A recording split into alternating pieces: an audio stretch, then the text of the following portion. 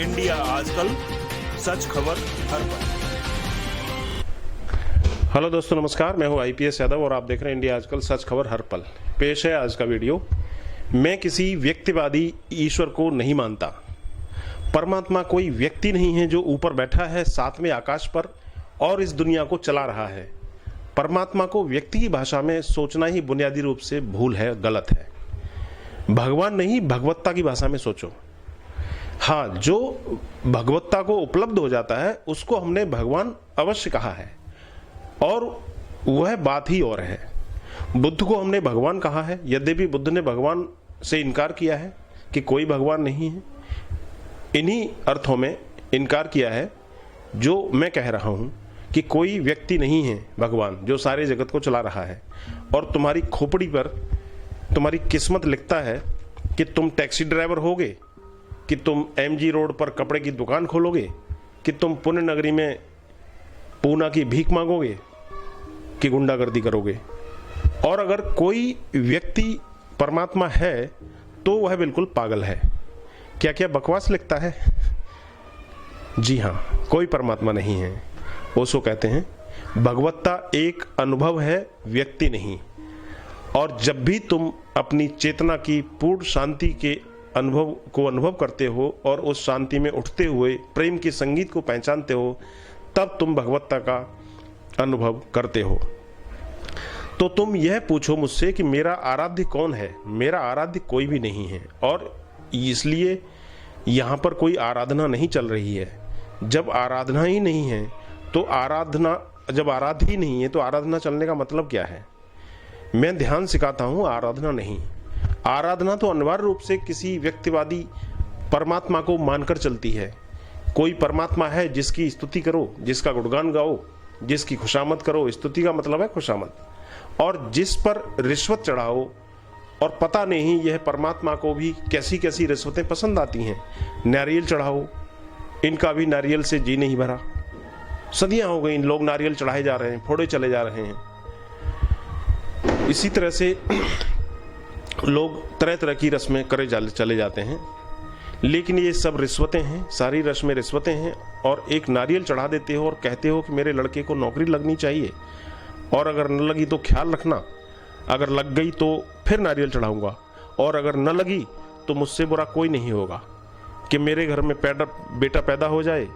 और एक नारियल कीमत भी चुका रहे हो, और नारियल चढ़ाकर जो बेटा भी होगा वह भी क्या बेटा होगा, अरे नारियल ही होगा। और नारियल लगता भी आदमी के चेहरे जैसा है, आंखें भी हैं, दाढ़ी मूछ भी है, बस नारियल ही पैदा होंगे। यह कोई परमात्मा नहीं है जिसकी तुम प्रार्थना करो, स्तुति करो। इसी ने तुम्हें खुशामद सिखाई है, और इसीलिए भारत में रिश्वत का मिटाना बहुत मुश्किल है, असंभव है, क्योंकि यह देश परमात्मा तक को रिश्वत दे रहा है। ये छोटे मोटे तहसीलदार, हवलदार, कलेक्टर, कमिश्नर, इन बेचारों की क्या हैसियत है। अरे एक नारियल में तो हम परमात्मा को मना लेते हैं, खरीद लेते हैं, उनको थोड़ा प्रसाद चढ़ा देते हैं। तो ऐसे झाड़ हैं इस देश में जिनमें चिंदियां लटकी हुई हैं। उन झाड़ों के जो देवता हैं चिंदियों के प्रेमी हैं, और जो लोग जाकर के मन्नत करके आते हैं कि अगर मेरे घर बच्चा पैदा हुआ तो एक चिंदी बांध आऊंगा। और स्वभाव है इतने लोग मनौतियां मांगते हैं, मन्नतें मांगते हैं, तो कुछ के घर तो बच्चा वैसे ही पैदा होने ही है। सो वे सब चिंदियां बांध आते हैं। वे चिंदियां फिर उस वृक्ष की विज्ञापन हो जाती हैं।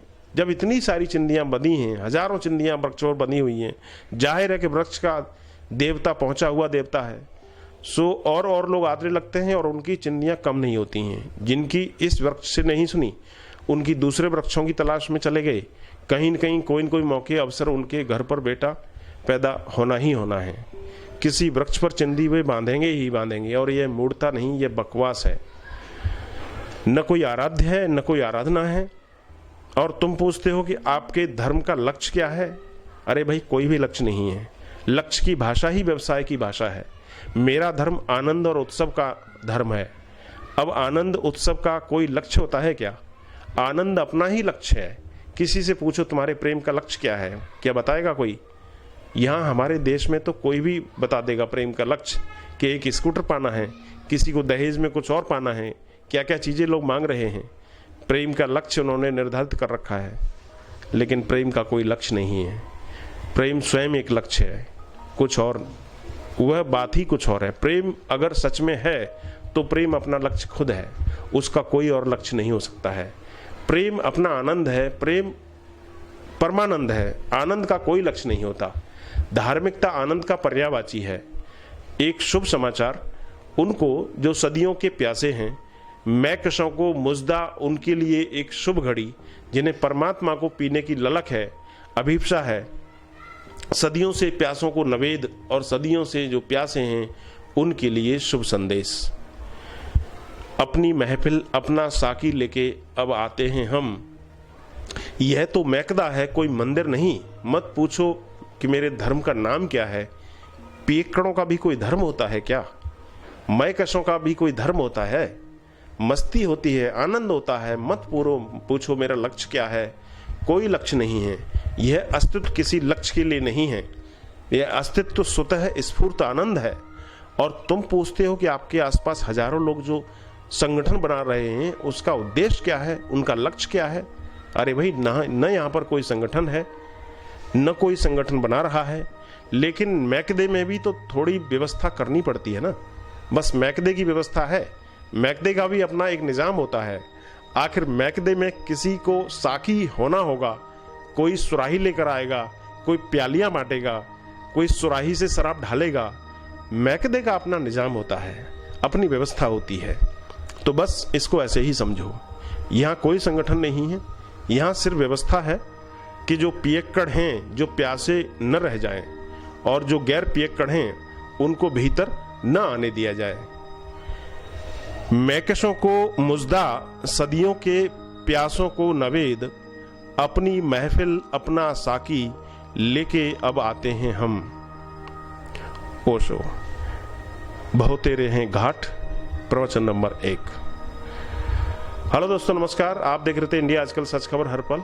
अगर आपको वीडियो अच्छा लगा हो तो आप इसको तो अपने दोस्तों में शेयर करें। चैनल अभी तक सब्सक्राइब नहीं किया हो तो इसको चैनल को सब्सक्राइब कर लें। और पूरा वीडियो आपने देखा उसके लिए आपका बहुत बहुत धन्यवाद। देखते रहिए इंडिया आजकल, सच खबर हर पल। नमस्कार। इंडिया आजकल, सच खबर हर पल।